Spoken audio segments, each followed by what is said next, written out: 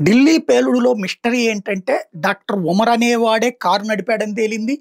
అదే కారులో ఉన్నాడని తేలింది. చచ్చిపోయినోళ్ళలో వాడే కీలకమని తేలింది. అదంతా ఒక ఎత్తు. బట్ ఇప్పటిదాకా 12 మందయితే ఇప్పుడు 13కి చేరింది మరణాల సంఖ్య. జలీల్ అనేటటువంటి వ్యక్తి ఆసుపత్రిలో చనిపోవడంతో. అయితే 4 శరీరాలకు సంబంధించి మాంసపు ముద్దలుగా ఉండిపోయినాయి. ఆ మనుషులెవరో ఇంతవరకు తెలియలేదు. ఆ చనిపోయిన వాళ్ళెవరన్నది. అందులో అంత ముద్దలుగా మారిపోయినంటే ఆ పక్కనే పేలుడు జరిగినట్టు. అది దారిన పోతా జరిగిందా? లేకపోతే ఈ వెహికల్‌లోనే ఉండటం వల్ల జరిగిందా? ఏం జరిగిందన్నటువంటిది తెలియాలి. అది ఇప్పుడు తేలాల్సింది. అంటే ఉమర్‌తో పాటుగా మరి ముగ్గురు తీవ్రవాదులా? లేకపోతే ఉమర్ పేల్చినటువంటి సందర్భంలో ఆ పక్కనున్న వాళ్ళెవరన్నా చనిపోయారా?